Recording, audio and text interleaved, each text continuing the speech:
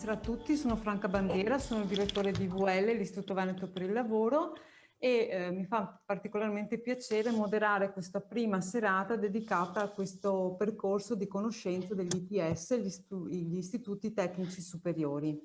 Iniziamo proprio questa sera con un settore molto importante, quello diciamo che riguarda tutta la filiera dell'edilizia, dell'impiantistica e dell'energia, e proprio in questa occasione avremo la possibilità di capire, di conoscere cosa vuol dire un'offerta formativa degli ITS, come sono fatti, che contenuti propongono, che figure professionali formano. E faremo questa conoscenza grazie a 3 rappresentanti della Fondazione RED, che è la fondazione che in Veneto gestisce i percorsi di ITS dedicati a questo settore.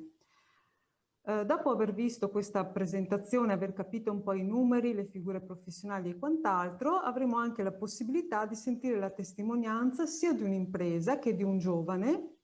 L'impresa è EcoTeam e ci sarà con noi Gabriella Saggion, che ringrazio per la disponibilità, e di uno studente, Nicola Cianella, che sta facendo il suo percorso di ITS e sta facendo proprio in questo momento lo stage presso un'azienda.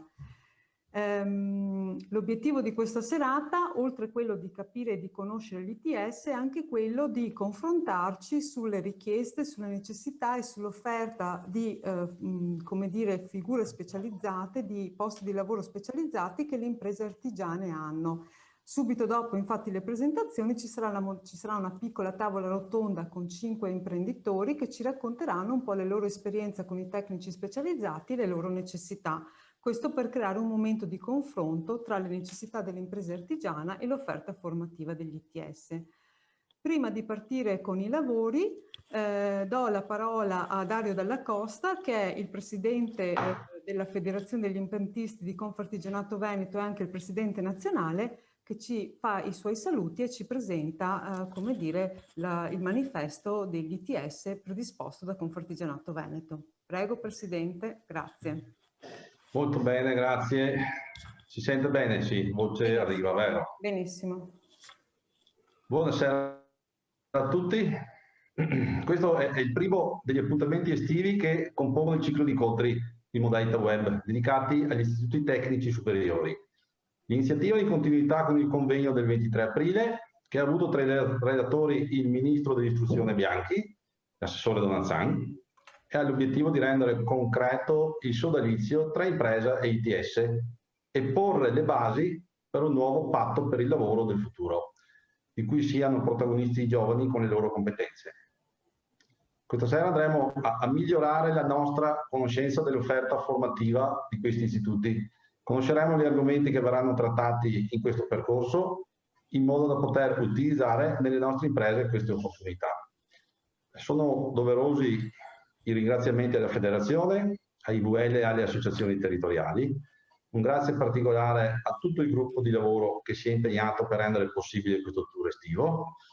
Saluto e ringrazio il direttore della Fondazione ITS, ingegner Claudia Nizzola, l'ingegner Maurizio Casarin e l'architetto Martina Lucetto, che mi seguiranno con i loro interventi per essersi fin da subito resi disponibili e ovviamente anche a tutti i nostri relatori. Ovviamente un particolare grazie ai colleghi imprenditori presenti che impegnano il loro prezioso tempo per essere sempre aggiornati. Siamo in tanti e stiamo capendo che oggi la conoscenza di queste dinamiche ci dà una marcia in più, aumentando la nostra preparazione e competitività. So che è stato un periodo per molti di noi complicato, ma siamo stati resilienti. Ha prevalso l'orientamento al futuro. Come ogni iniziativa che si va ad avviare, dobbiamo avere ben chiaro l'obiettivo e le modalità per raggiungerlo. E per questo motivo abbiamo costruito il manifesto, fatto di 10 punti, che dopo andrò a leggere. Scrivendo cosa ci impegniamo a fare, tenendo ben presenti i nostri valori, la nostra visione in merito alla scuola e all'impresa. Soggetti che dovranno sempre più operare a stretto contatto per diventare luogo di formazione, di apprendimento e di crescita. Noi imprese del sistema Confartigianato Imprese Veneto, punto 1 del manifesto, vogliamo che il mondo dell'istruzione e della formazione interagisca con il nostro sistema, reagendo alle sollecitazioni delle imprese per la crescita del capitale umano. 2. Vogliamo che la formazione e il mondo dell'impresa sviluppino politiche e strumenti atti ad assicurare il pieno diritto di cittadinanza delle persone che operano nel mondo economico. Punto 3. Pensiamo che dal connubio scuola-impresa debbano attivarsi i processi di accelerazione dei cambiamenti sociali, economici e le opportunità connesse al pensiero creativo e democratico che stanno alla base dello sviluppo economico. 4. Ci impegniamo con il sistema dell'education a promuovere una nuova stagione dei mestieri e delle professioni che operano nell'impresa artigiana. Punto 5. Ci impegniamo a ibridare le culture e le tradizioni del lavoro con le nuove culture della sostenibilità. In 6. Pensiamo che la formazione tecnica, sintesi dei pareri scientifici, sia uno strumento di espressione della creatività e dello spirito imprenditoriale. Il punto 7. Ci impegniamo affinché l'allievo diventi il soggetto che attiva i processi di sviluppo strategico, generazionale e organizzativo nell'impresa artigiana e sia portatore di competenze pluridisciplinari di valore assunto. 8. Vogliamo che il laboratorio dell'azienda artigiana sia il luogo ideale per valorizzare le applicazioni tecnologiche e la manualità artigiana. Il 9. Auspichiamo che la nuova didattica che il mondo dell'istruzione e della formazione necessariamente farà propria rafforzi quegli strumenti e quelle modalità di apprendimento esperienziali, alternanza, apprendistati e tirocini, che hanno determinato il successo degli ITS. Il punto 10, noi ci attiveremo per promuovere il sodalizio tra impresa e mondo dell'istruzione e formazione per far sì che questo avvenga tramite l'apprendistato, quale sintesi di una nuova scommessa per il lavoro del futuro. Oggi possiamo affermare che il futuro ci vedrà protagonisti, vedrà protagoniste le nostre imprese nello sviluppo e nell'attuazione di questo documento. Io ho concluso. Grazie. Bene. Grazie Presidente, grazie per questo manifesto che sintetizza un po' tutta la posizione di tutti gli artigiani del Veneto rispetto al rapporto con una formazione scolastica di tipo superiore che è molto importante proprio nel tema dello sviluppo e di nuove competenze e nella crescita delle imprese. Prima di passare la parola alla Fondazione che ci presenterà l'offerta formativa, i corsi e soprattutto le modalità che loro intravedono per collaborare col nostro mondo, c'è un breve intervento a cura di Giulia Rosolen, che è la responsabile dell'area competenze e mercato del lavoro di Confartigianato Imprese Venete, che ci aiuta a fare un po' il quadro di com'è la situazione degli ITS del Veneto e anche quelle che sono le prospettive future, anche grazie all'intervento del PNRR. Grazie Giulia e prego per la presentazione.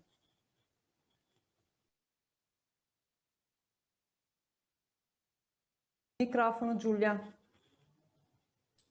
Eccoci, grazie Franca, grazie anche al Presidente Dalla Costa che ha letto il nostro manifesto, ma permettetemi di salutare tutte le persone che ci stanno ascoltando a distanza, che sono davvero tante, per cui anche in un momento complicato hanno trovato del tempo da dedicare a questa serata, per cui grazie. Ma soprattutto un ringraziamento a tutti i colleghi del gruppo di lavoro, i tecnici e i dirigenti dei vari territori che con il loro impegno hanno reso possibile l'organizzazione di questi 7 eventi che iniziano questa sera ma si concluderanno con la fine del tour il 14 luglio. Quindi davvero grazie, a loro va tutta la nostra e la mia gratitudine. Il mio è un intervento introduttivo, cercherò di essere breve e vi racconterò che cosa sono gli ITS, quali sono i punti salienti dell'iter di riforma in atto ed il contributo che a questa abbiamo offerto con una nostra proposta di testo unico che è già stato presentato il 23 aprile in un convegno che ha visto la partecipazione, come dicevi tu Franca, anche del Ministro Bianchi, e condividerò con voi alcuni numeri sugli ITS in Veneto per poi chiudere con una sintesi di quelli che sono i benefici che abbiamo riservato alle imprese del nostro sistema che vorranno attivare poi dei percorsi di apprendistato di alta formazione con gli studenti degli ITS veneti. Come sapete, gli ITS ed il loro rafforzamento costituiscono non solo uno dei punti che come sistema ci vedono impegnati, ma anche una delle priorità del governo Draghi, che non a caso nel suo discorso programmatico di insediamento in Parlamento li ha definiti il pilastro educativo del Paese.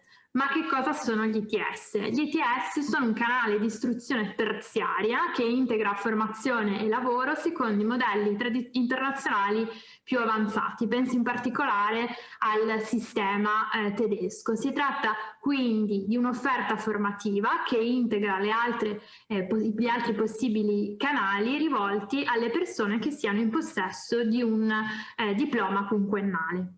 Perché sono così importanti? Il perché lo ha chiarito molto bene, a mio avviso, il ministro Bianchi nel corso del suo intervento, quindi riprendo alcune parole che ha usato lui in quella occasione. Lui in quell'occasione ci ha detto che gli ITS servono a garantire al Paese, e quindi non solo alle imprese e non solo alle grandi imprese, quella fascia intermedia di personale che, se era considerata a rischio di automazione e di trasformazione produttiva, è invece centrale per gestire i processi di transizione e i servizi necessari appunto a consentirla.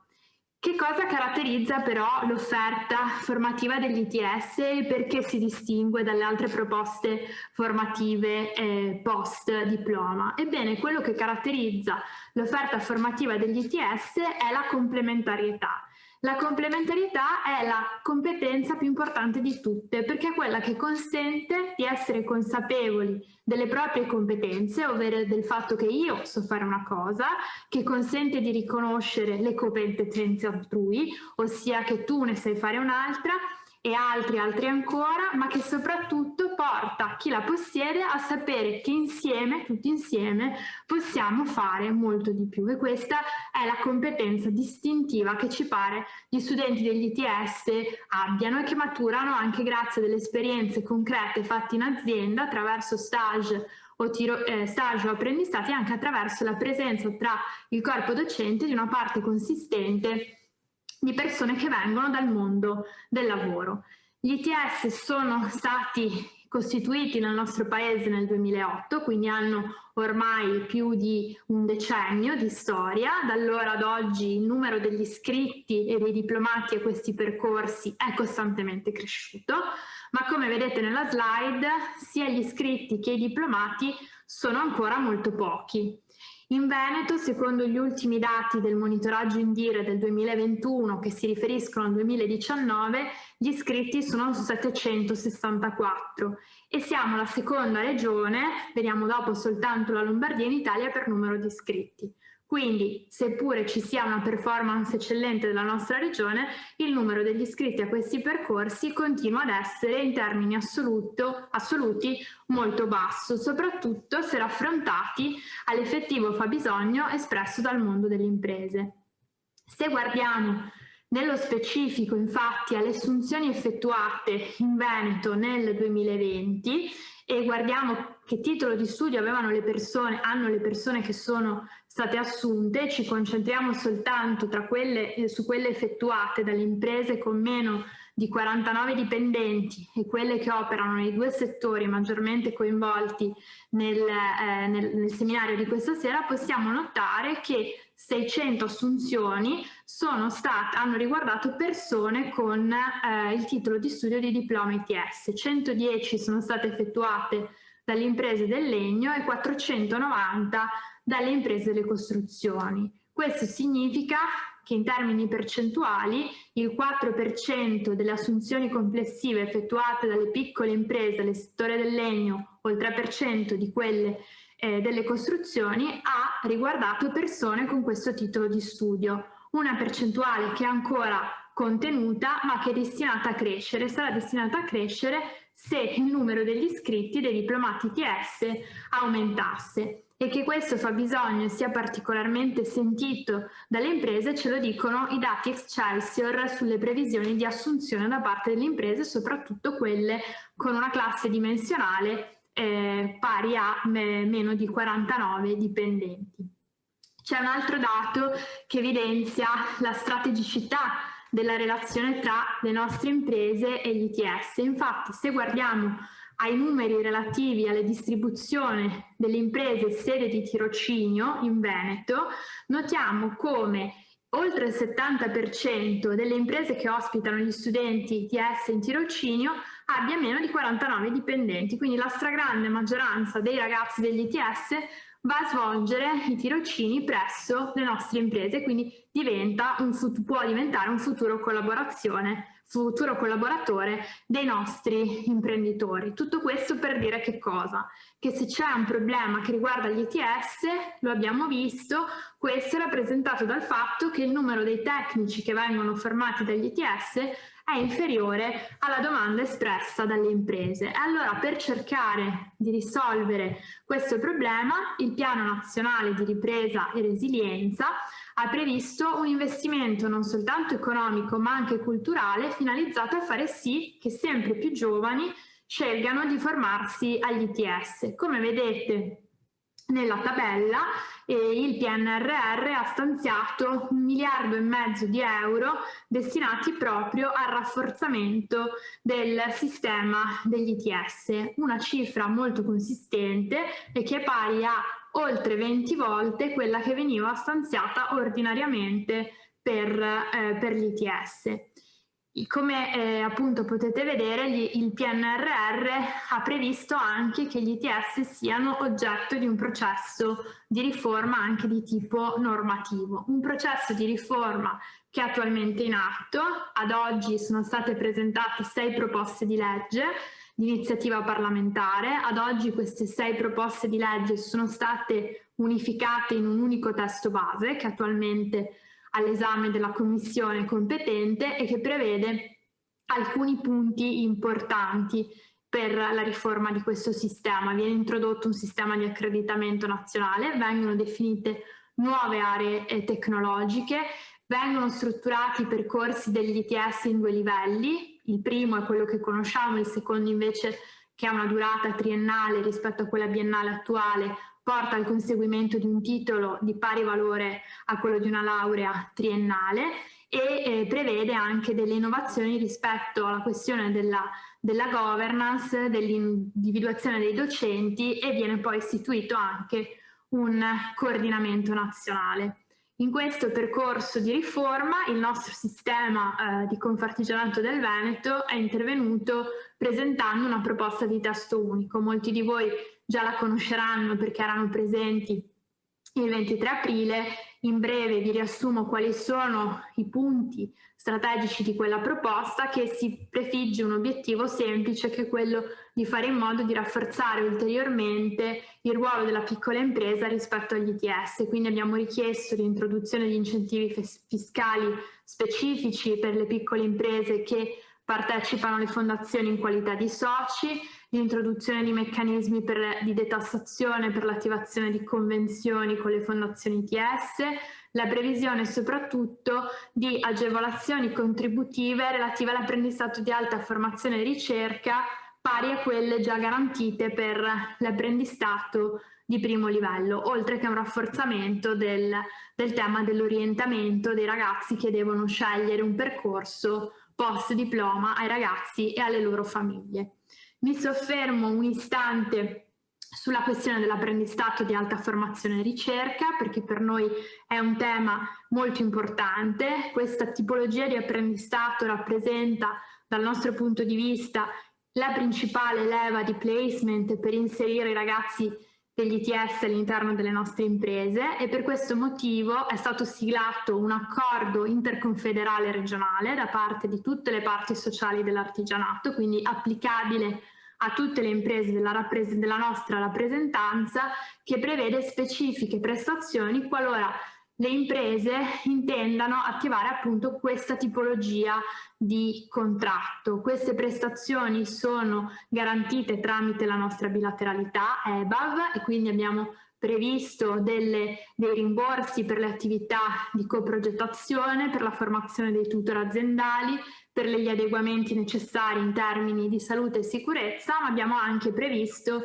delle prestazioni rivolte proprio ai ragazzi assunti con questa tipologia, al fine di attrarli all'interno delle imprese del nostro sistema. Penso in particolare alle forme di welfare collettivo che vengono loro riconosciute, quindi l'assistenza sanitaria il versamento di una quota integrativa alla previdenza complementare, e poi la previsione di una borsa di studio per coloro i quali si appunto diplomino nell'ambito di un contratto di apprendistato. Si tratta di una borsa di studio di 1.050 euro. Io con la mia relazione ho concluso, ringrazio ancora una volta tutti i colleghi dei territori che ci hanno sostenuto, i dirigenti che lo hanno fatto credendo in questo gruppo di lavoro, e lascio la parola, o meglio, diciamo che è arrivato il momento di un breve clip che è stato realizzato a cura del nostro ufficio studi, dove Anna Miazzo ci illustrerà il tessuto imprenditoriale potenzialmente interessato all'offerta formativa degli ITS, con un focus specifico proprio sull'ITS RED. Allora, via al clip di Anna. Le 7 ITS Academy del Veneto, con i loro 55 percorsi, intercettano una fetta piuttosto rilevante del nostro tessuto imprenditoriale. Parliamo infatti di 196.252 imprese potenzialmente interessate, per un totale di 28 mestieri coinvolti. Tra questi citiamo l'abbigliamento, la carpenteria, la chimica, la meccanica, l'ICT, la grafica, l'alimentazione, la ristorazione, ma anche il tessile, il trasporto merci e il trasporto persone. Di queste imprese, circa il 75% sono imprese artigiane, mentre sono 82.883 le imprese che hanno almeno un dipendente. Queste imprese occupano al loro interno oltre 1 milione di addetti, di cui 265.313 sono attivi in imprese artigiane. I lavoratori alle dipendenze sono invece 767.771, di cui 149.000 nell'artigianato. L'ITS RED interessa essenzialmente 7 mestieri: l'edilizia, il legno per edilizia, l'arredo, le segherie, il vetro, la carpenteria meccanica e gli elettricisti, per un totale di circa 87.000 imprese, di cui circa la metà sono imprese artigiane. Si tratta di un esercito di 254.000 addetti attivi, di cui 114.406 sono attivi in imprese artigiane. I lavoratori alle dipendenze sono invece 150.000, di cui un terzo opera all'interno di imprese artigiane. Da una parte abbiamo un esercito di imprese che sta cercando e che potrebbe offrire delle opportunità sia di formazione in azienda sia poi di occupazione molto interessanti, con specializzazioni e con opportunità di crescita e sviluppo. Dall'altro abbiamo la necessità di rinforzare e rafforzare l'offerta formativa, ma soprattutto il numero di studenti che scelgano questa opportunità, questa modalità di educazione terziaria, ma che scelgano anche di in qualche modo fare delle esperienze in aziende magari di dimensioni più ridotte, ma che sono in grado di offrire un'offerta, come dire, di preparazione e di specializzazione a 360 gradi, con un forte coinvolgimento appunto dello studente che partecipa a questo tipo di attività.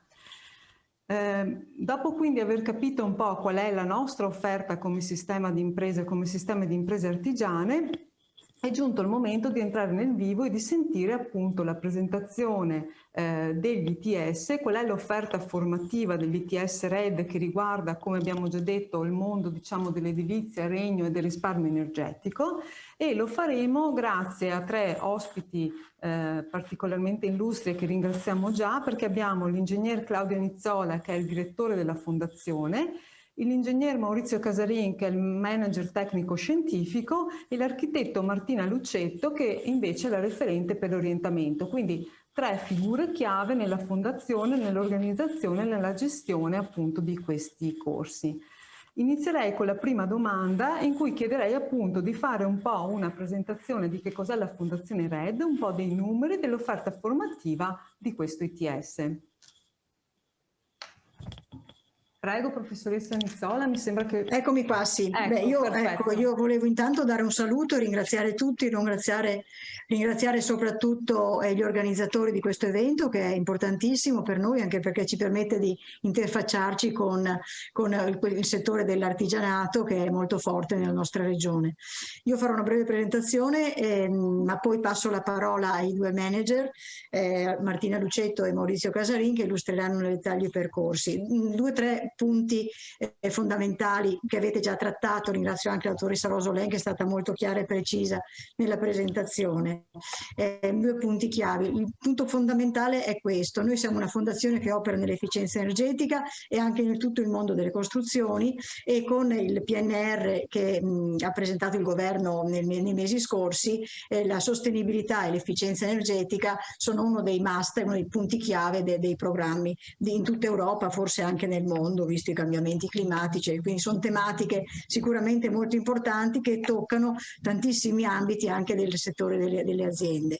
Siamo tra le prime fondazioni nel campo dell'efficienza energetica a livello italiano, e tutti gli anni siamo stati premiati dal monitoraggio Indire per l'efficienza dei nostri corsi, perché abbiamo una percentuale di occupati superiore all'84% mediamente, tenendo conto che quelli che non sono occupati spesso vanno all'università e quindi non vengono conteggiati tra i ragazzi occupati.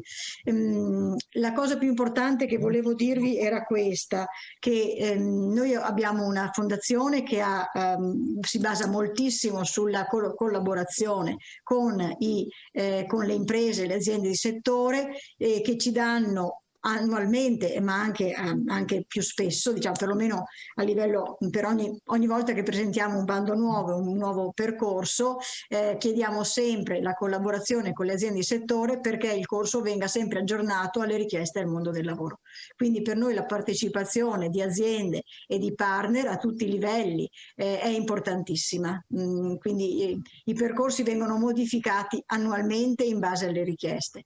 Ultima cosa che volevo dirvi, che secondo me è molto importante: abbiamo molte più aziende che ci chiedono stagisti e diplomati dei diplomati che si diplomano, o dei ragazzi in stage. Quindi abbiamo una grossa carenza di studenti rispetto alla richiesta del mondo del lavoro, soprattutto adesso che con gli incentivi fiscali che il governo ha varato nell'ultimo anno, il settore dell'edilizia e dell'arredo stanno salendo in maniera consistente e con fortissime richieste.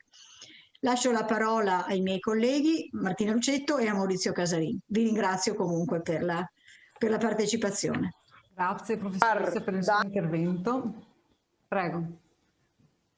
Buonasera a tutti, riuscite a vedere lo schermo? Sì, perfetto. Condivisione, bene, perché devo dire che è la prima volta che utilizzo Zoom come strumento di condivisione. Allora, benvenuti. Passiamo un po' a descrivere com'è la fondazione, come funziona e quali sono poi i nostri profili. Innanzitutto 2 parole sul fatto che siamo una fondazione. La fondazione è nata nel 2010, cioè quando si sono fondati gli ITS. Nasce dalla molteplicità di soggetti pubblici e privati, e questo è molto importante, che sono, diciamo, i nostri soci fondatori: la scuola, che è la sede l'ITG Belzoni dove siamo, la provincia di Padova, l'università, ma anche enti privati come l'ANCE, che ci sostiene, perché noi siamo nel settore dell'edilizia, e quindi l'ANCE è per noi un ente importante, il Collegio dei Geometri, Confindustria e la Scuola Edile di Padova. All'interno della fondazione ci sono membri fondatori, appunto, però anche partecipanti, e questi sono le aziende che diventano, e chiediamo sempre in gran numero che possano diventare nostre partner per portare innovazione, per portare know-how, per portare anche le richieste che arrivano, le richieste di competenze che arrivano dal mondo del lavoro.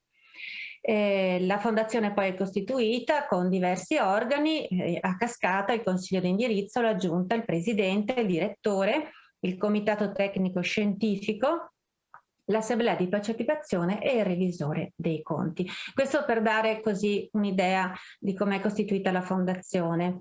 Il fatto di essere fondazione e che il MIUR ci abbia voluto con questa forma di costituzione è importante perché ci consente anche molta autonomia. Cioè abbiamo delle indicazioni precise che ci vengono dal Ministero su alcuni elementi, però peraltro il fatto di avere le aziende al nostro fianco è la ricchezza e il nostro punto di forza, quello che ci contraddistingue e quello che poi dà questi tassi altissimi di occupabilità, proprio perché rispondiamo in tempo reale, se non anticipando le richieste di competenze che ci arrivano dal mondo del lavoro. Se andiamo un po' sui numeri, noi abbiamo 9 corsi attivi, di cui 2 a Varese, quindi la maggior parte dei nostri corsi sono in queste città sul territorio veneto, però abbiamo aperto anche a Varese perché ci avevano chiesto di poter avere anche lì un profilo come quello di ITS Red, e lì abbiamo attivi 2 corsi. Ho scritto 10 perché gli ITS hanno anche questa spinta a aumentare l'offerta formativa, per cui dal prossimo anno nella città di Venezia aprirà un nuovo corso. A me questo lo vedremo dopo. Abbiamo in attivo 385 iscritti, di cui 240 docenti e 20 di staff. Faccio notare sempre quanto sia alto il numero dei docenti rispetto agli iscritti. Non dico un rapporto one-to-one, però moltissimi docenti. Vedremo dopo perché. 637 sono attualmente i diplomati, con 40 corsi conclusi in questi 11 anni di attività. Il placement è per noi molto alto, perché questo dato poi è spalmato sui vari corsi.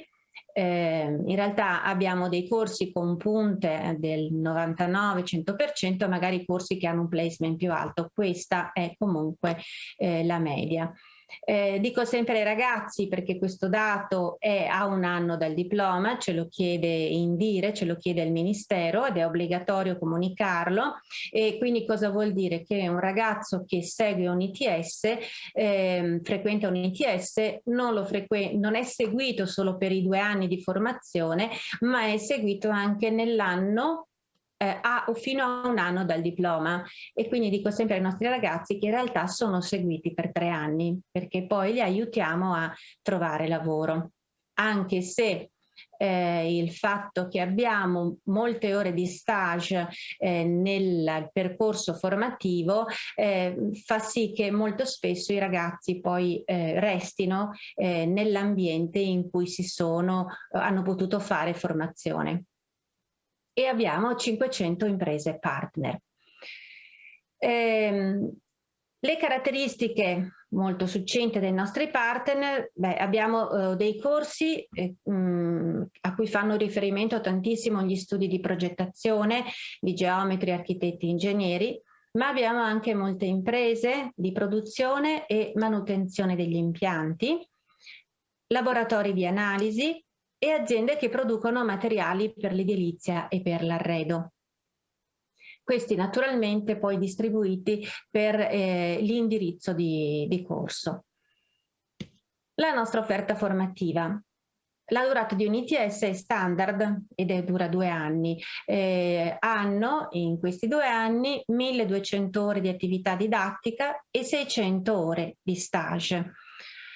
Lo stage è molto importante, sempre. I ragazzi cambiano tantissimo dopo un primo periodo di stage, perché il fatto di poter entrare nel mondo del lavoro e applicare le competenze che via via acquisiscono durante la frequentazione dell'ITS RED sono per loro grande ricchezza, maturano. Ecco, diciamo che ci sono anche queste soft skills trasversali nel fatto che loro realizzano e si sentono sempre più dentro il sistema lavoro e comprendono anche la ricchezza di una formazione data da un ITS. E qui mi ricollega a quanto è stato detto prima anche dal nostro direttore, che bisogna puntare e lavorare molto sull'orientamento, cioè far capire, non alle aziende che ci chiedono continuamente ragazzi formati, e noi abbiamo dei numeri che sono quelli che sono, ma il problema è a monte, cioè far capire alle famiglie, agli studenti, quanto sia importante e ricco questo tipo di formazione, questo tipo di alta formazione tecnica per inserirli nel mondo del lavoro. Evidentemente non è ancora così capito il fatto che si ha un'alta formazione tecnica e nel giro di 2 anni si ha già un lavoro. Ecco, quindi in questi obiettivi che prima Giulia Rosolena ha posto, ecco, lavoriamo anche molto sul fatto di entrare nelle scuole, informare le famiglie, fargli capire che la laurea non è tutto, l'importante è fare un lavoro che piaccia, che dia soddisfazione e fare anche una formazione tecnica, non è per questo svilente rispetto ad una laurea. Comunque i ragazzi alla fine dei 2 anni hanno un quinto livello EQF riconosciuto in tutta Europa. Una peculiarità importante degli ITS sono le lezioni, non solo lezioni frontali classiche, sono lezioni laboratoriali. Noi le teniamo sempre al pomeriggio per dare la possibilità ai ragazzi di fare stage la mattina, oltre ai periodi dedicati in cui hanno dei mesi in cui fanno stage 8 ore al giorno. Quindi diciamo che i nostri ragazzi fanno stage le mattine e poi hanno i mesi di giugno-luglio il primo anno e marzo, aprile e maggio del secondo anno per fare stage 8 ore al giorno. Quindi insomma hanno anche dei periodi dedicati full time.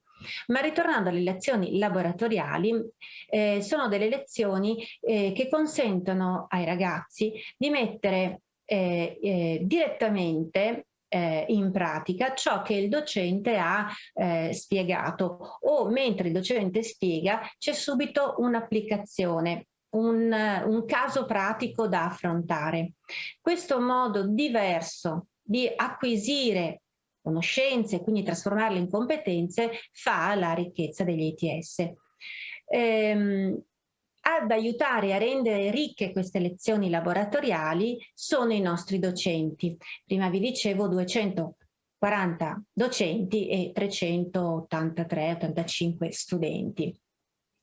Questi docenti vengono per un 75% dal mondo del lavoro, quindi sono professionisti, sono persone che quotidianamente utilizzano gli strumenti che poi loro trasferiscono ai ragazzi, quindi una visione diversa, un approccio diverso allo studio del problema.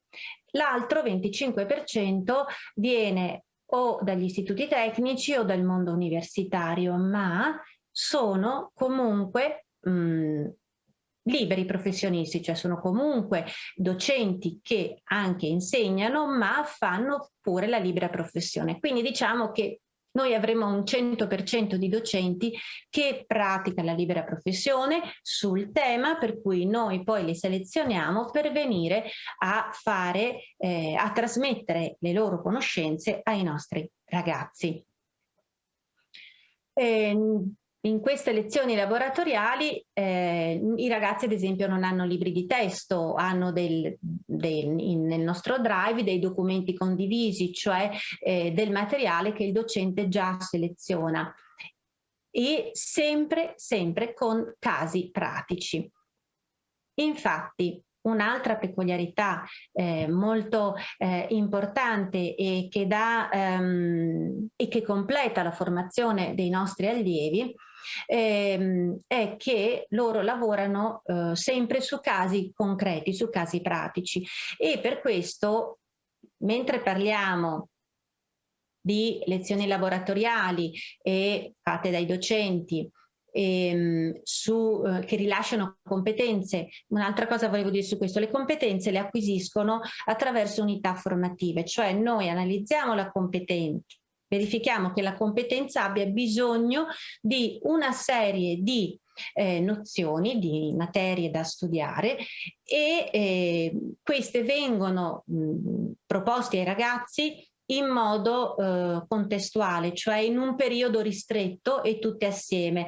Questo concatenarsi di informazioni diverse produce la competenza. Quindi lavoriamo anche un po' per settori, un'unità formativa per un certo periodo di tempo, finché non si acquisisce una competenza, si sostiene l'esame, poi si passa ad una fase successiva e via via, poi queste competenze le vedremo, i ragazzi mettono mattoncino su mattoncino per realizzare poi la loro formazione completa. Durante i 2 anni i ragazzi affrontano anche delle prove a gruppi che si chiamano workshop, e sono proprio dei laboratori a loro viene assegnato un caso concreto, un caso pratico fornito dalle nostre aziende. Ogni anno il CTS si riunisce e c'è l'azienda di turno che propone un caso pratico, un cantiere, piuttosto che in un settore dell'arredo o delle nanotecnologie. Quindi si parte sempre da casi concreti. I ragazzi durante l'anno, seguiti da dei docenti di riferimento e dalle competenze che via via acquisiscono, diciamo, seguono e portano a compimento il loro progetto. Solitamente questo dura 1 anno. All'interno dei workshop lavorano in gruppo e quindi imparano anche la gestione di un lavoro fatto da persone diverse, e anche questo, chiamandola soft skills o comunque una competenza trasversale, è quella della capacità di lavorare in gruppo, di assegnarsi dei compiti, di verificare come sono stati eseguiti e crescere assieme. Oltre al workshop abbiamo le prove esperte, un altro momento molto importante. Queste invece sono individuali, avvengono a fine anno e ai ragazzi del corso viene affidato un caso pratico che nell'arco di un certo tempo ristretto devono risolvere. E lì, questo avvenendo a fine anno, loro hanno la possibilità di mettere in pratica tutto quello che hanno acquisito. Quindi non è perché loro hanno superato l'esame a dicembre di fisica dei materiali o di involucro edilizio, finisce lì e si conclude lì. No, tutto questo viene ripreso e c'è la verifica per loro stessi in primis per vedere se hanno costruito questo, hanno messo insieme tutti questi mattoncini, tutte queste competenze per avere una visione d'insieme, una visione analitica e critica d'insieme. E poi abbiamo anche una competizione di lavoro di gruppo. I gruppi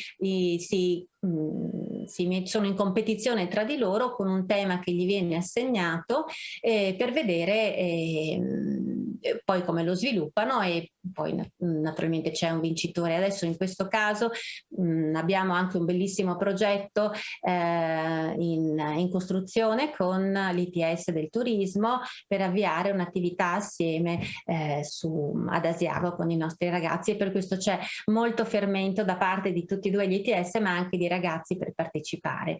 E, insomma, queste sono delle nostre peculiarità nell'offerta formativa che noi diamo ai ragazzi. Prima di passare a descrivervi i corsi, guardiamo un po' queste competenze che ho ripetutamente nominato, mi rendo conto, però sono veramente il perno della nostra formazione. Allora, sono naturalmente diverse a seconda degli indirizzi, però anche comuni. Allora, noi siamo nel campo dell'edilizia, RED è risparmio energetico, nell'edilizia sostenibile. Quindi per noi risparmio energetico e sostenibilità sono i due perni, i due punti su cui appoggiamo la formazione dei nostri ragazzi. Siamo nel settore edile, per cui i nostri profili diciamo che si concatenano tra di loro, perché sono figure sì diverse ma che imparano a lavorare assieme e che vanno a, si chiama progettazione integrata, proprio ad integrare il sistema delle costruzioni. Non solo con l'involucro, gli impianti, ma anche con l'arredo, ma anche con i materiali innovativi nanotecnologici e adesso con la nuova figura anche della gestione degli appalti pubblici e quindi un po' a latere, però che riguarda sempre l'edilizia. Se guardiamo alcune competenze che può avere il corso che gestisce l'involucro, che gestisce il sistema involucro, il sistema casa, il building manager, abbiamo una competenze come l'involucro edilizio, che è conoscenza dell'involucro, dei materiali, della loro applicazione, quindi tecniche e tecnologie di applicazione sull'involucro edilizio. L'uso di software, noi siamo su tutti i corsi 4.0, quindi molto spinti con la digitalizzazione, questo ci richiede il mondo del lavoro. I ragazzi sanno usare un'infinità di software che sono tutti poi, come ho detto, richiesti, cioè sono software che si usano quotidianamente nelle imprese, nelle aziende, negli studi e quindi i ragazzi poi quando vanno in stage sono già operativi, sono già in grado di fare le cose. Analizzano le costruzioni in legno, sostenibilità e ambiente c'è in tutti i corsi perché il sistema edilizio è un sistema che inquina più del 40% sul 100% dell'inquinamento globale, un 40% ne è causa l'edilizia ed è per questo che da anni si spinge sull'efficienza energetica sugli edifici e quindi cercare di risparmiare il consumo di energia e dall'altro lato l'utilizzo dei materiali che siano sostenibili e quindi che non inquinino l'ambiente nel loro ciclo di vita, dalla produzione al loro smaltimento. Ai ragazzi di alcuni corsi diventano poi certificatori energetici, quindi possono fare le APE, gli attestati di prestazione energetica. Ma fanno anche, acquisiscono competenze nella sicurezza di cantiere, per questo con noi fanno già un certo monte ore delle ore previste per fare il coordinatore della sicurezza in cantiere, quindi noi poi ai ragazzi diamo anche una serie di bonus come il certificato, come l'attestato Casa Clima o come la sicurezza di cantiere per dargli la possibilità di avere già degli step più in là. Insomma, di crescita, possibilità di crescita su alcuni ambiti se loro lo vogliono. La diagnostica è molto importante nell'ambito dell'edilizia perché ci permette, anzi è necessaria, specialmente adesso in questo boom di 110, sapere che cosa abbiamo davanti, qual è il nostro edificio e come dobbiamo portarlo in efficienza energetica. Quindi la diagnosi è fondamentale per fare la progettazione e per poi fare l'intervento. Queste competenze invece che seguono sono più del corso legato agli impianti e questi ragazzi acquisiscono anche loro, una cosa non ho detto, tutti sanno un po' dell'altro, nel senso che chi lavora sull'involucro conosce comunque o ha comunque presente come funziona un impianto, quali tipi di impianto ci sono, come si lega con il sistema edificio. Naturalmente fanno meno ore rispetto a quelli di un energy manager invece che sono appunto gestori dell'energia e quindi approfondiscono questi temi, però anche loro conoscono il sistema involucro e quindi sanno progettare e manutentare linee del gas, sanno progettare impianti di raffrescamento, ma anche impianti elettrici, civili e industriali. Stiamo sempre parlando di entrambi. impianti antincendio, impianti idrico-sanitari, di riscaldamento e la ventilazione. Cioè tutto questo, il sistema impianto di un edificio. Ma è importante, conoscono molto bene le energie da fonti rinnovabili, che ora sono obbligatorie, come il fotovoltaico se noi costruiamo un edificio nuovo, ma se vogliamo anche che questo faccia il salto di classe energetica, se vogliamo implementare il suo efficientamento, sono necessarie, e quindi molte energie alternative. Computo metrico: non possiamo fare o pensare a delle lavorazioni se non sappiamo quantificare quanto viene a costare o quanto materiale mi serve e quanto questo viene a costare. Quindi acquisiscono anche la capacità di fare computi metrici e di pianificare il lavoro. Tante figure diverse all'interno di un cantiere richiedono una programmazione, non possono essere lì tutti nello stesso tempo, non possono anticipare dei lavori rispetto ad altri, quindi imparano anche questo. Io vi sto parlando di queste competenze, comunque ripeto, tutte queste competenze sono sempre anche supportate da software che i ragazzi sanno usare. La gestione energetica, abbiamo detto, è fondamentale, perché in un sistema edificio, quando abbiamo apporti di energie diverse da fonti rinnovabili, la pompa di calore, il fotovoltaico, il solare termico, l'impianto di riscaldamento a pavimento, l'accumulo, cioè sono sistemi diversi che vanno integrati e controllati, e loro fanno anche, i ragazzi del corso Energy, un corso di domotica dedicato. Dichiarazioni di conformità naturalmente, perché se io vado a fare manutenzione o se installo un impianto devo rilasciare i documenti che sono previsti. Sanno fare anche naturalmente valutazioni economiche e direzione di cantiere. Gestione dei processi, legislazione e ancora gestione contratti e licenze riguarda un po' tutti, ma con un approfondimento al RUP, questa figura che abbiamo creato del contract manager, che è un esperto di codice di appalti, una figura un po' più professionale che però può trovare lavoro anche nelle amministrazioni pubbliche e che ci è stata richiesta dal mondo del lavoro. Spero di non annoiarvi, ma abbiamo ancora un po' di competenze, perché i corsi sono tanti e tante sono le competenze che hanno i nostri ragazzi.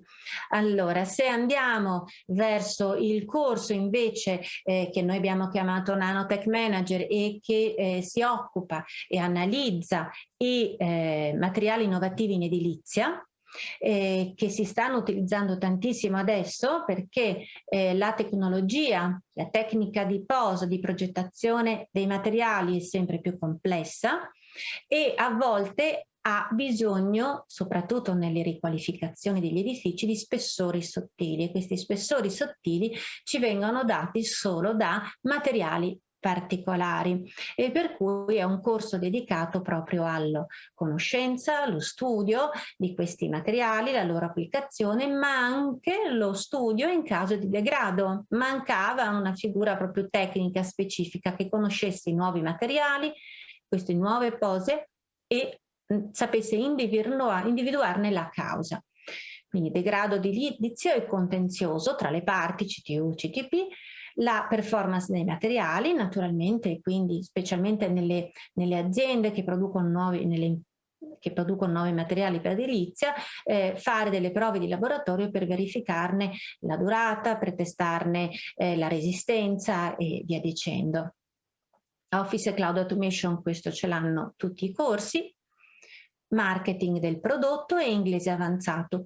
Tutti i corsi hanno l'inglese avanzato e a tutti i ragazzi diamo la certificazione B2. Poi magari qualcuno non la consegue, però la certificazione B2 è garantita a tutti. Chimica e fisica dei materiali, cioè devo conoscere il materiale, che significa anche conoscerne le sue proprietà fisiche e chimiche e meccaniche nell'applicazione. Prototipazione rapida, Assolutamente, quindi nel testarli, gestione, contratti e licenze, perché poi anche questo è un aspetto molto importante di supporto alle aziende che devono immettere nel mercato un nuovo prodotto. E andiamo all'ultimo corso, profilo che abbiamo, che è quello del marketing manager, con una serie di competenze specifiche. Tutte queste competenze ci vengono, come ho detto prima e sottolineo, dal mondo del lavoro. Quindi quello che noi adesso vi stiamo dicendo è quello che dal confronto con le aziende sono emerse come necessità di formazione da dare ai ragazzi. Quindi comunicazione, che dall'esperienza marketing abbiamo poi esteso a tutti i corsi, perché è fondamentale saper comunicare e mettersi in relazione con chi ci sta davanti. Web marketing, fondamentale per un'impresa, per pubblicizzarsi, per entrare per ampliare il suo mercato. Non solo il passaparola, quindi ma adesso è necessario avere il web che ci supporta. Ricerca di mercato sul prodotto, budget delle vendite e quindi decidere a quanto, le tecniche di vendita e quindi analizzare quale tecnica, l'internalizzazione dell'impresa, loro imparano a fare il sito internet, lo fanno in lingua inglese o vanno ad analizzare gli altri siti, cioè cercano di catturare, analizzare molto anche la concorrenza per capire come muoversi con il prodotto. Processi produttivi e CAD/CAM, imparano ad usare i software dedicati per la messa in produzione del prodotto. Hanno anche una parte di arredo, budget delle vendite e tecniche di vendita. Tutte queste competenze, ciascuno per il suo corso, le mettono nei workshop e le mettono nelle prove esperte. Allora adesso da questa carrellata passiamo a vedere un po' i corsi. Allora, la nostra offerta formativa. Professoressa, scusi, le chiedo se può un po' velocizzare, così abbiamo avuto questo dettaglio appunto di competenze molto interessante, magari velocemente vediamo. Scorro allora, perché le competenze le avete già sentite, questi sono i nostri profili. Allora, il building manager, che riguarda nell'edilizia sostenibile, riguarda, se faccio in modo molto sommario, l'involucro edilizio. L'energy manager, abbiamo visto, si occupa invece della parte energetica, però è anche manutentore, impiantista. Il construction manager nella parte esecutiva di cantiere, nanotecnologie dei materiali innovativi e sostenibili in edilizia, marketing manager nel settore arredo, ma soprattutto comunicazione e promozione e internalizzazione, e il contract manager, l'ultimo nato, che partirà ad ottobre invece per la gestione avanzata e sostenibile dell'appalto. Mi fermo, scusatemi se ho oltrepassato, non mi sono messa, passo la parola al mio collega Maurizio Casarin, ingegner Casarin. Buonasera a tutti. Martina, ecco, esatto, volevo chiederti appunto se riesci a scorrere tu, così recuperiamo. Saluto tutti quanti e ringrazio per l'organizzazione di questo ciclo di webinar, perché è fondamentale, importante non solo per noi che siamo qua, ma proprio per il Veneto in generale. Cerco di andare velocissimo anch'io.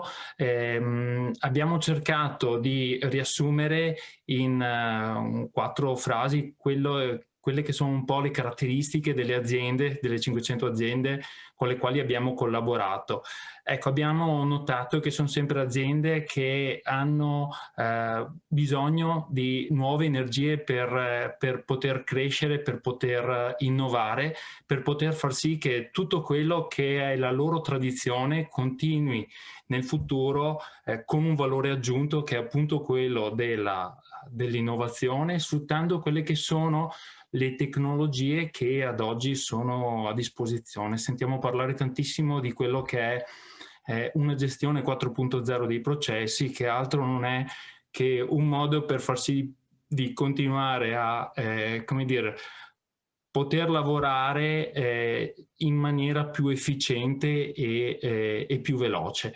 Queste sono un po' le caratteristiche che abbiamo notato, sicuramente un quadro che è in continua evoluzione e che è legato per lo più ad aziende che gravitano attorno al mondo delle costruzioni nel senso più ampio, cioè nel senso legato a quello che anticipava Martina prima, cioè a parte di involucro, la parte di struttura, di impianti, di arredo e tutti quelli che sono i servizi e i materiali innovativi.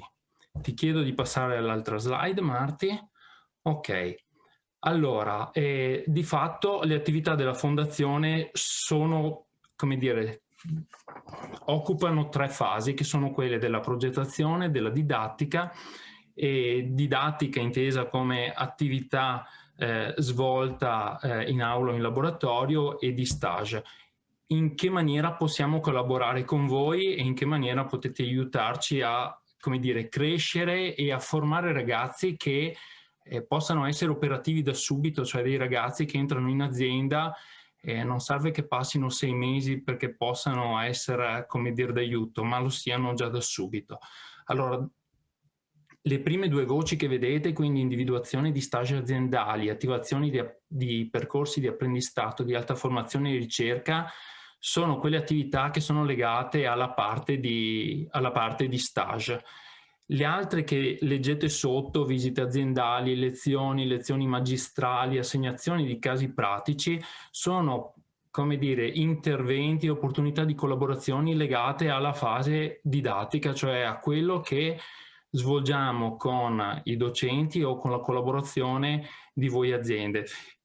Perdo un minuto anche se so che bisogna essere velocissimi per quanto riguarda il penultimo punto, che è quello dei casi, degli studi di casi pratici reali, perché per la crescita dei ragazzi è fondamentale il fatto di potersi come dire, confrontare su un caso reale e dover rendere conto del loro lavoro direttamente a dei clienti fittizi, nel senso che non viene assegnata una commessa di lavoro vera e propria, però loro devono rispondere attraverso una presentazione, e questa è un'attività che svolgiamo per ogni biennio almeno per 3 volte, e fa crescere tantissimo i ragazzi e fa crescere tanto, secondo noi, anche le aziende.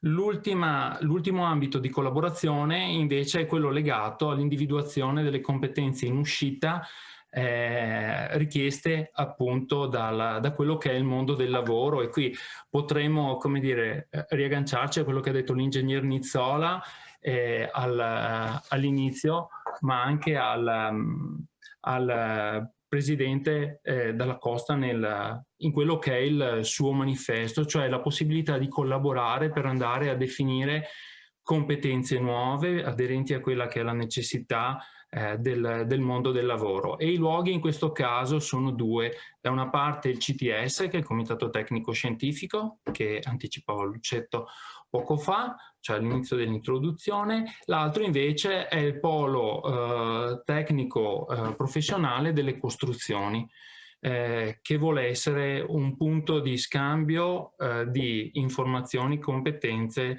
che riguarda tutto il Veneto. Ecco, ci sarebbero un sacco di altre cose da dire e anche ci sarebbero da fare i complimenti ancora per l'organizzazione come dire, di questo evento, però so che insomma è giusto dar parola a tutti quanti, e quindi sì. Allora, diciamo che poi eventualmente ci sarà spazio per domande e per approfondimenti. Io vi anticipo che vi chiederai la presentazione in modo tale che noi possiamo condividerla con tutte le imprese, come dire, sia quelle che hanno partecipato, sia con tutte le imprese del settore, proprio perché vorremmo alla fine di questo tour costruire, diciamo, un book di queste esperienze per presentare un'offerta formativa in modo condiviso, in modo chiaro per tutte le nostre imprese. Io vi ringrazio per la vostra presentazione. Ovviamente se qualche imprenditore che all'ascolto vuole fare delle domande può usare la chat per questo scopo.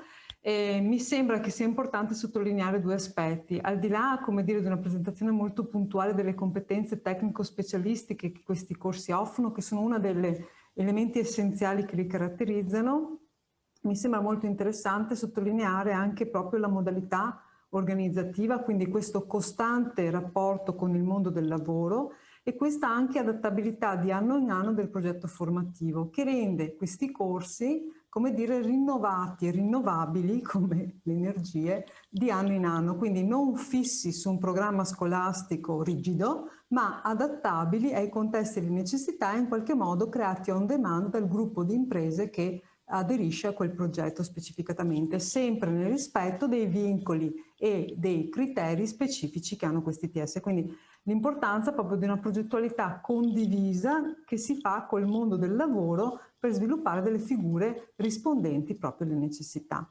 Quindi grazie professoressa Nizzola, grazie professor Casarin, architetto Luccetto per la vostra presentazione, perché penso che abbiate, come dire, suscitato la curiosità e l'interesse di molti dei nostri imprenditori.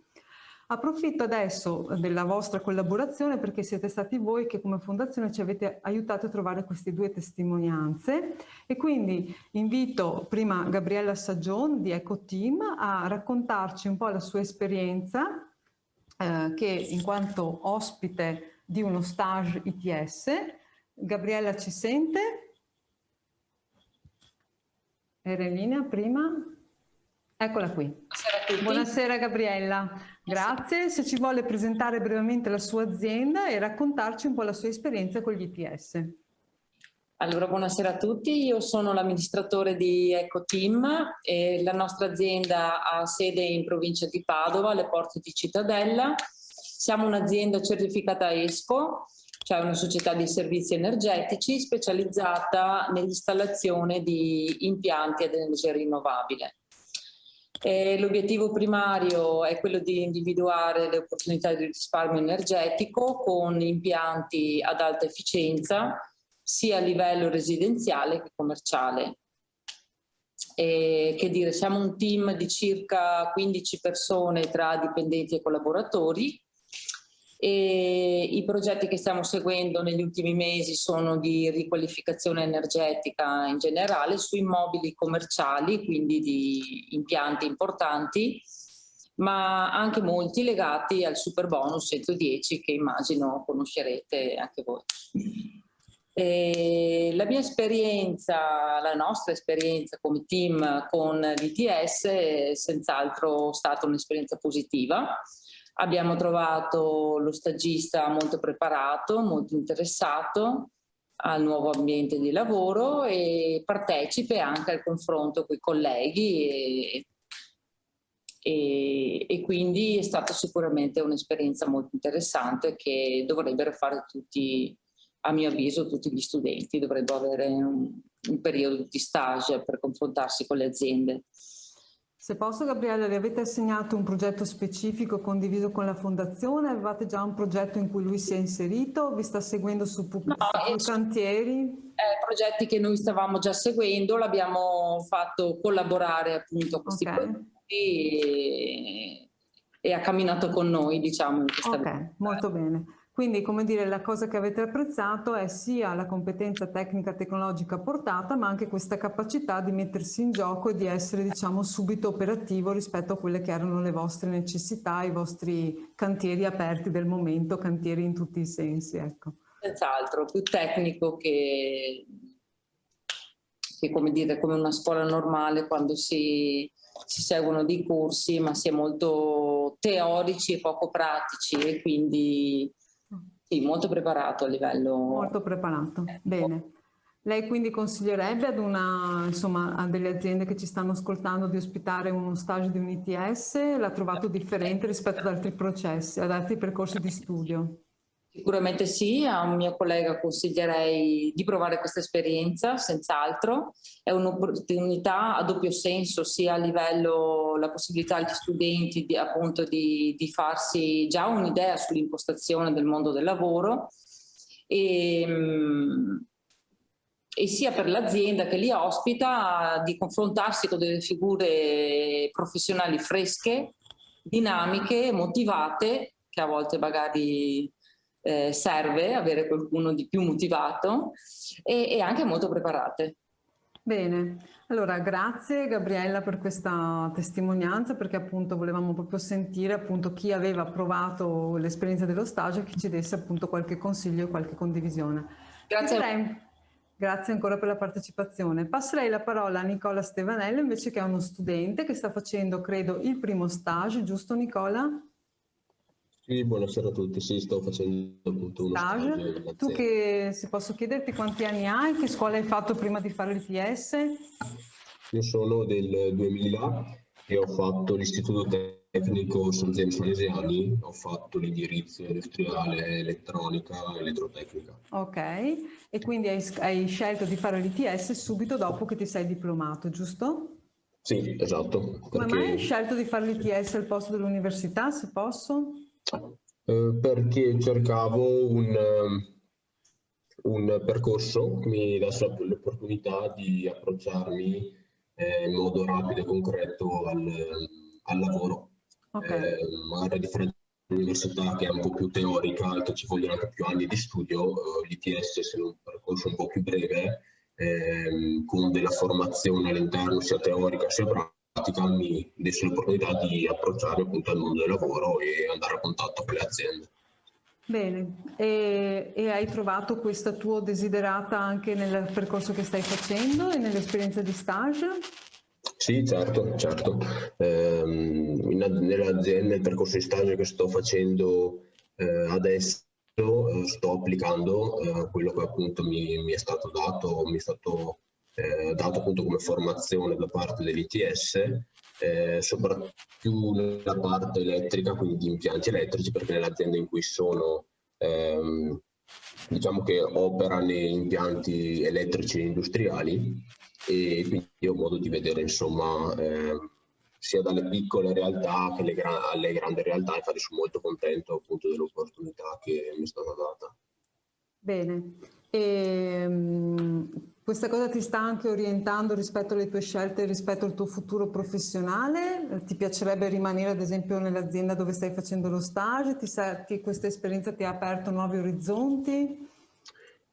Sì, l'azienda attualmente, io avendo fatto appunto un paio di mesi di stage in azienda, proprio una settimana fa mi è stata data l'opportunità appunto di firmare un contratto con l'azienda, e quindi adesso ho un contratto part-time con l'azienda, perché a settembre riprenderò appunto devo fare il secondo anno di ITS, il pomeriggio ho le lezioni e la mattina andrò in azienda a fare insomma alla fine quello che mi piace, perché in azienda mi danno l'opportunità di fare insomma, di spaziare in più ambiti e fare quello che insomma mi piace di più. Bene, grazie Nicola, non so se vuoi aggiungere qualcos'altro, ma mi sembra insomma che ci hai detto tutto e come dire, dalla tua testimonianza abbiamo anche capito che l'ITS offre anche questa possibilità, cioè questa opportunità di mettere insieme un contratto di lavoro con una formazione specialistica, sia attraverso le forme dell'apprendistato che aveva presentato prima appunto Giulia Rosolin, ma anche attraverso queste formule di integrazione tra il tempo scuola e il tempo di lavoro, che può essere molto utile sia per lo studente che anche per l'impresa. Quindi grazie Nicola, ringrazio nuovamente anche Gabriella Saggion per la sua presenza e per la sua testimonianza, oltre che, come dire, tutti i docenti degli ITS. Noi in questo momento diciamo che è un momento un po' di passaggio tra la prima parte del webinar e la seconda parte del webinar, dove invece ci confronteremo un po' con le esigenze dei nostri imprenditori. Volevamo proporre a tutti i partecipanti di rispondere ad un veloce sondaggio, proprio perché, come avete visto, l'ITS offre due modalità di presentazione, di partecipazione alle attività, e quindi vorremmo capire se già da questo primo momento di presentazione vi è venuta voglia, diciamo, di partecipare a questi ITS, collaborando a questi ITS, e avete la possibilità tramite questo sondaggio appunto di manifestare il vostro interesse, se siete in qualche modo disponibili ad offrire una testimonianza, a fare una docenza o anche una visita di studio, piuttosto che ospitare in stage o organizzare un contratto di apprendistato con uno studente di un percorso ITS. Vi lancio il sondaggio, vi lascio qualche minuto per completarlo e poi vedremo alla fine in qualche modo i risultati. Intanto, come dire, chiedo ai relatori della tavola rotonda di prepararsi. Comincio a presentarli, intanto che stiamo raccogliendo le risposte.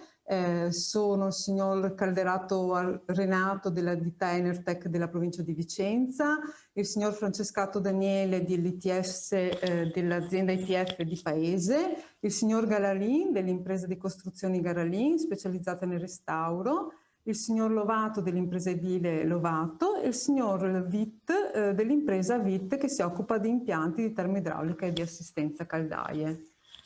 Lascio ancora qualche minuto al completamento dei sondaggi, intanto però potremo cominciare, diciamo, con la tavola rotonda e andrei così in ordine alfabetico, per cui chiederei al signor Calderato Renato appunto se ci vuole un po' raccontare brevemente un po' qual è la sua impresa e quali sono le sue necessità di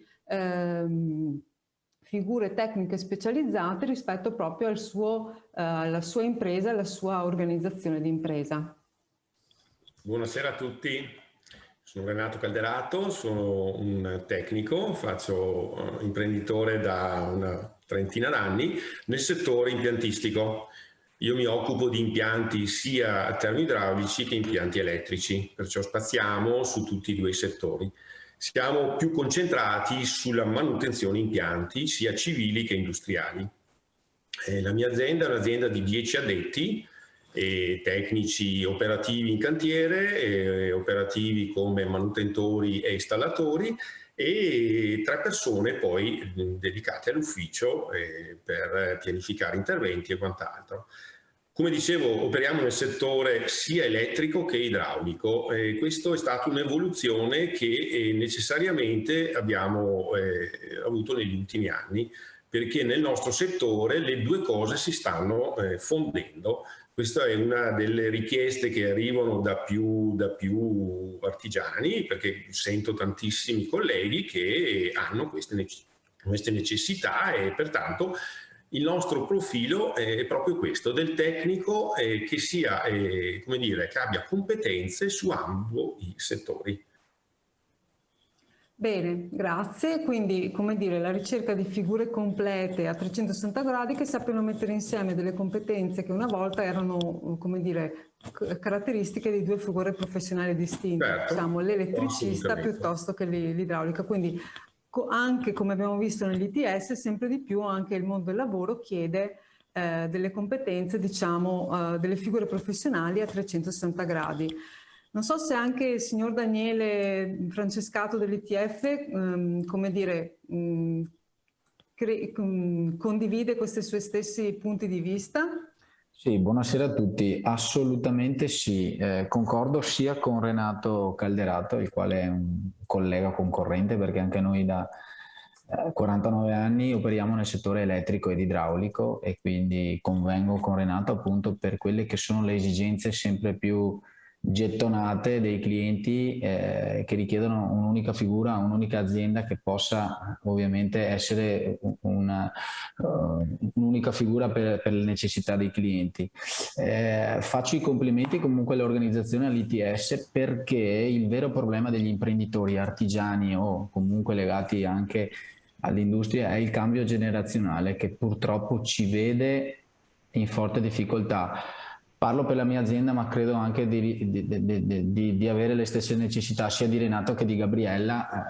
Noi abbiamo 42 addetti in azienda e lo zoccolo duro purtroppo sta pian pianino scomparendo legato all'età pensionistica e altro. Quindi fondazioni come ITS e istituti come ITS che danno la possibilità alle aziende di andare a formare in maniera importante quelle che sono le leve future di tanti campi, perché vedo che hanno assolutamente un ventaglio piuttosto ampio, sostanzialmente un beneficio e una speranza per noi imprenditori, perché alla fine il lavoro manuale, l'esperienza la si avrà anche in campo, ma le basi devono assolutamente partire da quelli che sono gli istituti, con lezioni in aula, ma ovviamente anche alternando quelle che sono le esperienze nelle aziende che poi chiaramente aderiranno. E colgo l'occasione vista chiaramente la presenza dell'istituto, per dare la mia disponibilità, perché è quello che aspettavo da tempo, nonostante noi come azienda abbiamo anche delle esperienze ormai da più di 10 anni con gli istituti professionali che ci danno la possibilità di formare dei ragazzini, perché di ragazzini si sta parlando, visto e considerato che sono nell'ambito dei 5 anni dell'istituto professionale, di poter in qualche modo formando le basi chiaramente per lavorare nel team, per capire anche quelli che sono gli orari del lavoro e gli ambienti del lavoro. Ecco, quindi grazie per la possibilità e complimenti ancora. Bene, grazie Daniele, e appunto lei ha sottolineato 2 aspetti importanti, appunto un tema appunto di competenze tecnico-specialistiche che possono in qualche modo anche fungere da braccio destro per l'imprenditore anche in un futuro appunto cambio generazionale. Non so il signor Riccardo Garalin, che invece ci spostiamo come settore, nel senso che lui, avendo un'impresa edile specializzata nel restauro, magari ha delle esigenze diverse. Se ci può un po' raccontare quali sono le sue esigenze di tecnici specializzati nel suo settore, cosa sta cercando, cosa vorrebbe trovare, ecco. Beh, buonasera a tutti, intanto faccio i complimenti per questo incontro che aspettavamo da tempo, poi è stata una sorpresa ed è stato organizzato in breve tempo. La nostra è un'azienda familiare che parte da 57 anni fa con mio padre, quindi abbiamo subito proprio il passaggio generazionale ancora 30 anni fa, dove abbiamo preso in mano l'azienda del papà e da lì è cominciato proprio il bisogno di fare differenza. Noi sostanzialmente ci occupiamo di manutenzione di edifici già esistenti, quindi da sempre abbiamo abbandonato gli edifici nuovi per andare a manutentare e migliorare tutto l'edificio che esiste da tempo, quelli contemporanei, più poi per andare indietro con gli anni per affrontare anche sfide più difficili con edifici vincolati e quindi molto più complicati. Per far che cosa?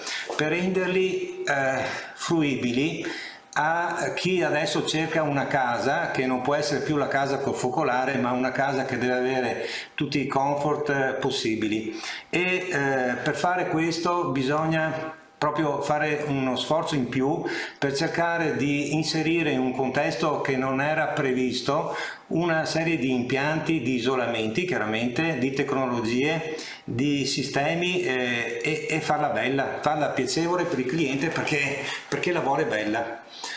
Questa è una delle sfide che stimola sia noi come imprenditori, ma soprattutto stimola tutti i nostri collaboratori nei vari livelli, da chi lavora nel cantiere con la loro esperienza, e qui c'è il problema di cambio generazionale, ma soprattutto stimola, e credo stimolerà sempre, chi dovrà aiutarci nel progettare questi interventi, che però mi collego un po' a quello che ha detto la dottoressa Licetto e il professor Casarin, che fra tutto quello che va insegnato, e qui mi permetto, noi abbiamo ospitato tantissimi stagisti, mediamente ne aspettiamo 3 all'anno, e da anni, da sempre, no? È uno stimolo anche per i nostri collaboratori avere questa persona nuova, che può essere sia nei cantieri ma soprattutto nella parte d'ufficio. E troviamo che cosa? Che questi ragazzi, alcuni hanno una volontà di emergere, altri un po' meno, bisogna aiutarli un poco, e però sono abituati a stare in una stanza. Questo è uno dei problemi più difficili che affrontiamo con questi ragazzi più o meno giovani, perché ne abbiamo anche di meno giovani, che devono affrontare il fatto di uscire da un ufficio e confrontarsi con la realtà. La realtà è fatta di tante cose, è fatta di edifici che si fa fatica ad arrivarci, logisticamente devi immaginare tutto quello che può succedere, e poi devi confrontarti con tutte le dinamiche di cantiere, con le altre persone che lavorano in cantiere, con tutte quelle criticità che una volta non c'erano. Quindi lo stimolo che do ai professori è quello di lavorare su questo, cioè cercare di far capire che in un ufficio non si può stare, si può solo pensare virtualmente quello che si potrà fare, ma poi nella realtà dal progetto all'esecuzione passa una grossa differenza. Quindi il progetto vincente, almeno per la ristrutturazione, che è quello che ci occupiamo, avviene proprio dividendo le due attività che hanno uguale importanza, ma soprattutto devono essere messi insieme per avere un successo. Non si può fare una pianificazione senza sapere dove si va a lavorare, senza averlo visto con le proprie mani, con i propri occhi, e capire cosa veramente sono i problemi di cantiere che si affrontano nella ristrutturazione. È ovvio che qualcosa di nuovo si costruisce ancora, per fortuna, però dobbiamo tutti immaginare che il patrimonio edilizio che ha saturato le nostre città è questo. Quindi difficile far esplodere un edificio per abbatterlo in centro a Padova piuttosto che in centro a Treviso o a Verona. Bisogna prenderlo e con cura trasformarlo. Questo secondo me è la sfida che do ai docenti per riuscire a dare quello stimolo ai ragazzi che dovranno affrontare per essere vincenti nei posti di lavoro. Ecco, questo spero di non essere dilungato troppo. No, grazie Riccardo, perché lei ha avuto un'intuizione che ha lanciato senza forse volerlo un bel hackathon da fare in cantiere per il prossimo corso, e quindi magari potrebbe essere una bellissima esperienza da fare insieme con gli ITS, proprio per metterci alla prova tutti in un contesto estremamente complesso come quello che può essere un cantiere di restauro. Quindi grazie per il suggerimento, magari vedremo con i professori se sarà possibile metterlo poi in atto.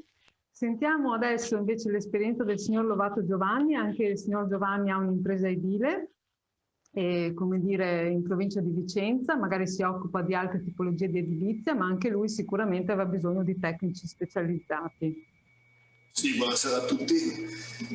Sì, io ho un'impresa edile che opera in provincia di Vicenza. Come il collega che mi ha preceduto, operiamo prevalentemente nella ristrutturazione e manutenzione degli edifici esistenti, anche perché il nuovo ormai non se ne fa più.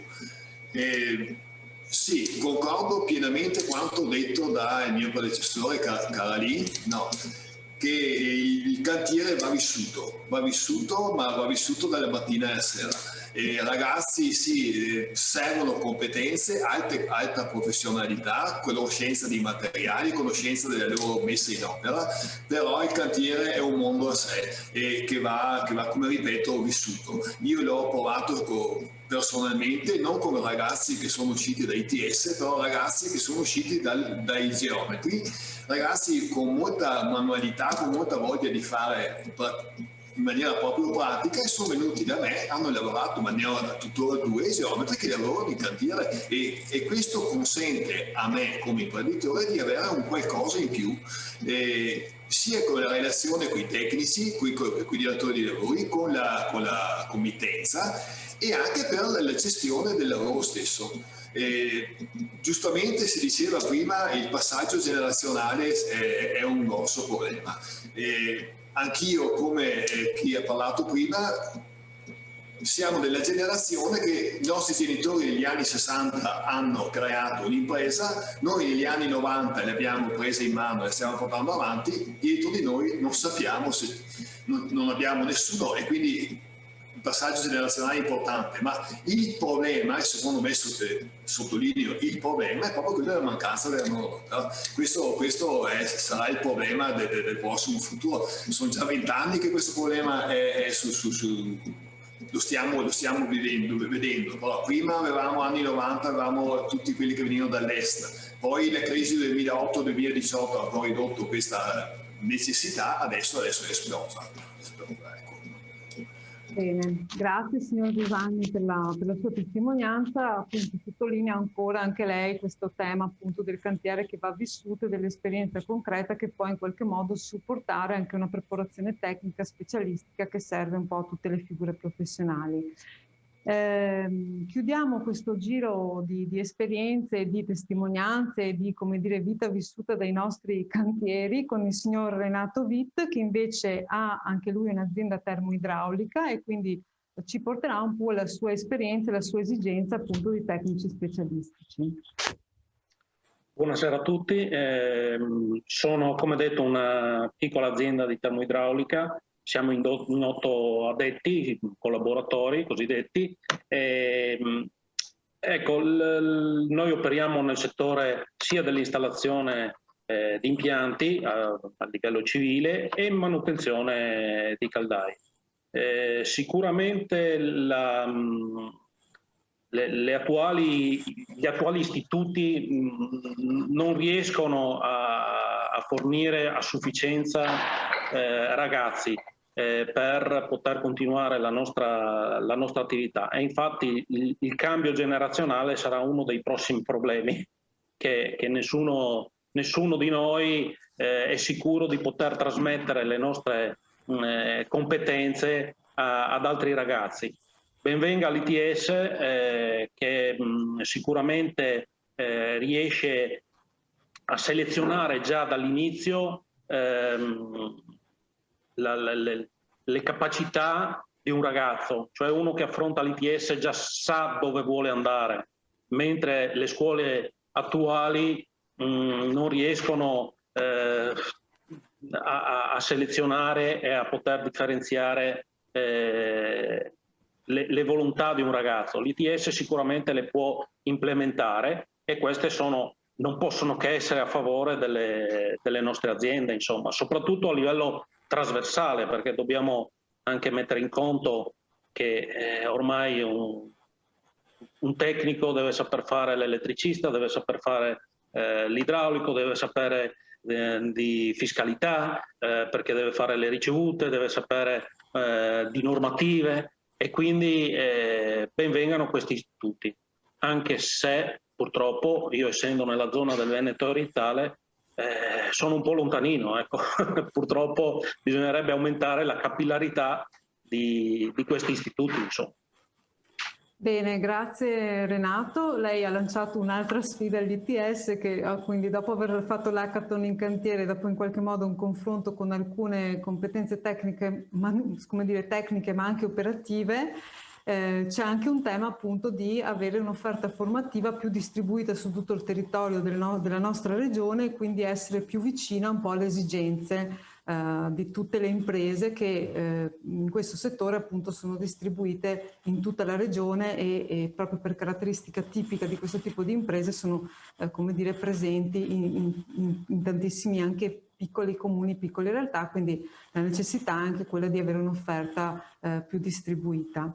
Grazie, io ringrazio gli imprenditori per la loro presenza e la loro testimonianza. Non so se qualcuno vuole aggiungere, però io qualcosa mi sembra importante sottolineare dei punti, cioè come dire, il fatto che tutti gli imprenditori riconoscono l'importanza di questa formazione tecnica specialistica. Abbiamo tutti apprezzato in qualche modo la formazione a 360 gradi che mette insieme sia competenze tecniche che competenze, come dire, gestionali e soft skills, quindi il problem solving e quant'altro. Sicuramente bisogna trovare qualche altra modalità per rendere questi profili più vicini alle necessità delle imprese artigiane, ma credo che la presenza, la partecipazione, la coprogettazione e la testimonianza potrà avere anche questo scopo e questa utilità. Prima di chiudere questo webinar, lasciando la parola per i saluti finali al Presidente Bruno Mazzariol, condivido i risultati del nostro sondaggio e quindi non so se li vedete. Se li vedete potete, insomma, possiamo dire ai nostri ospiti della Fondazione ITS che abbiamo trovato un certo numero di imprese che sono disponibili, 18 imprese che si rendono disponibili ad ospitare uno stage e a fare un apprendistato, però anche 9 imprese che sono disponibili a portare una testimonianza e a fare una docenza all'ITS. E credo che questo sia appunto lo scopo di questo tour, cioè quello di cominciare a frequentarsi, cioè che le imprese comincino a frequentare l'ITS e a conoscerli per trovare insieme una modalità operativa di collaborazione e di condivisione appunto di questa opportunità. Io, prima di passare la parola al Presidente della Federazione Regionale Legno, Bruno Mazzariol, per i saluti finali, ringrazio tutti i partecipanti, ringrazio i colleghi, come dire, delle associazioni, della Federazione che ci hanno dato una mano e che ci hanno permesso di organizzare questo webinar. Invito gli imprenditori anche ai prossimi incontri, perché avremo 7 serate, adesso ce ne mancano solo 6, in cui affronteremo anche altre figure professionali che possono essere più trasversali, che possono trovare interesse anche per la vostra impresa, e quindi possono essere proprio queste opportunità per conoscersi e per progettare insieme un futuro di un'offerta formativa dedicata al settore dell'artigianato, però con un'istruzione tecnica specialistica di tipo superiore. Ringrazio anche tutti i relatori e passo la parola a Bruno Mazzariol, Presidente della Federazione Regionale Legno, per le conclusioni. Grazie a tutti e buonasera. Abbiamo assistito a degli interventi che sono stati straordinari sia dall'inizio che alla fine, quando all'inizio è stato parlato un po' qual è tutta la disponibilità degli ITS e i professionisti che hanno fatto una enunciazione per quanto sono le loro richieste proprio date dagli istituti che devono formare queste persone. Io intanto ringrazio veramente tutti della partecipazione ed è stata una serata densa di spunti significativa sotto molteplici punti di vista. Ora abbiamo le idee più chiare e credo che questa maggiore consapevolezza che tutti noi abbiamo assunto è importante per orientare le nostre scelte e per aprire le nostre imprese. Le testimonianze che abbiamo ascoltato hanno evidenziato una strategia di collaborazione tra le nostre imprese e i giovani dell'ITS. Ci hanno dimostrato che non solo il dialogo è possibile, ma necessario, e può essere una straordinaria occasione di crescita. Per queste ragioni il sistema della Confartigianato è impegnato su più fronti. A livello regionale si è costituito un gruppo di lavoro partecipato, tecnici, imprenditori, impegnati a garantire la continuità del dialogo tra il nostro sistema e gli ITS, per promuovere iniziative congiunte, analizzando alcuni aspetti che oggi più che mai la vera sfida che ognuno di noi ha davanti a quella della ricerca di nuovi collaboratori con le giuste competenze. Gli ITS si confermano uno dei bacini privilegiati e per questo vogliamo che l'alleanza tra piccola impresa e ITS sia sempre più stretta e crescano le opportunità di collaborazione e partecipazione e che aumentino le opportunità di ingresso degli studenti all'interno delle nostre imprese, in particolare attraverso l'apprendistato di alta formazione e ricerca e tramite le esperienze di tirocinio. Il numero di iscritti ai percorsi ITS, seppur in continua crescita, abbiamo visto che come sia ancora ridotto rispetto alle potenzialità. Per questo siamo impegnati alla promozione di azioni di orientamento nel mercato del lavoro indirizzate non solo agli studenti in uscita dai percorsi formativi che hanno acquisito e stanno per acquisire il diploma di tecnico superiore, ma anche rivolte alle famiglie che sopporterà scelte di percorsi formativi. Anche le imprese crescono poco le opportunità offerte da tali istituti. Per questo abbiamo organizzato questa serata e ne organizzeremo altre per valorizzare i casi di successo in modo che possano agire da moltiplicatore. Concludendo, evidenziando il nostro impegno politico, è importante che la stretta relazione tra ITS e impresa nella definizione e l'attuazione dell'offerta formativa venga confermata e rafforzata. Il governo Draghi è impegnato in un percorso di riforma e noi, come Confartigianato Imprese Veneto, abbiamo fatto avere al Ministro Bianchi una serie di proposte per un testo unico sugli ITS che sappiano essere stato considerato nel processo legislativo in atto. Il nostro impegno ovviamente continuerà in questo senso, perché gli ITS possono essere le nostre academy di riferimento nel territorio. Grazie a tutti. Bene. Grazie Presidente, grazie Bruno Mazzariol. Allora non ci resta che salutarci, vi ringrazio veramente per la partecipazione perché siete rimasti tutti, quasi tutti fino alla fine, quindi spero che sia perché avete trovato la serata interessante. Vi anticipo che domani riceverete un'email in cui vi chiederemo un po' qual è stata il vostro gradimento di questa serata, ma anche se volete rinnovare la vostra disponibilità a collaborare con questo tipo di fondazione, con questo tipo di formazione scolastica, e vi rinnovo gli appuntamenti per le prossime serate dedicate agli ITS.